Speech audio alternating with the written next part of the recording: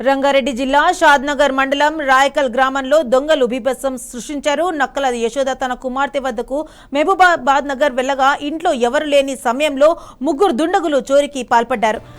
గడ్డపారతో ఇంటి గ్రిల్స్ ను తొలగించి లోపలికి ప్రవేశించి 2 లక్షల రూపాయల విలువైన నగదు వస్తువులను అపహరించారు. అంతటితో ఊరుకోకుండా ఇంట్లో ఉన్న మాంసాన్ని దర్జాగా వండుకొని తిన్నారు. అక్కడే మద్యం కూడా సేవించినట్లు స్పష్టమైన ఆనవాళ్లు ఉన్నాయి. ఇంట్లో ఉన్న విలువైన విదేశీ మద్యం బాటిళ్లకు సైతం వెంట తీసుకెళ్లారు.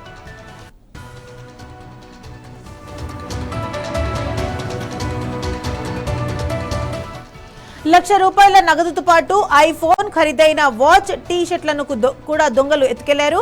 అయితే ల్యాప్టాప్, ఇతర ఎలక్ట్రానిక్ వస్తువులను మాత్రం ముట్టుకోలేదు. ఇంట్లోనే మాంసాన్ని తిని మద్యం తాగి విందు చేసుకుని ఆ తర్వాత దొంగతనానికి పాల్పడినట్లు పోలీసులు అనుమానిస్తున్నారు. దొంగల వ్యవహార శైలి పోలీసులను, స్థానికులను ఆశ్చర్యానికి గురిచేసింది. ఈ చోరీలో గుర్తు తెలియని ముగ్గురు దొంగలు పాలు పంచుకుంటున్నట్లు ప్రాథమికంగా గుర్తించారు. వారి ఇంట్లోకి ఎలా ప్రవేశించారు, లోపల ఎంతసేపు ఉన్నారు, ఏ మార్గంలో ఫరారయ్యారు అనే కోణాల్లో విచారణ జరుగుతోంది.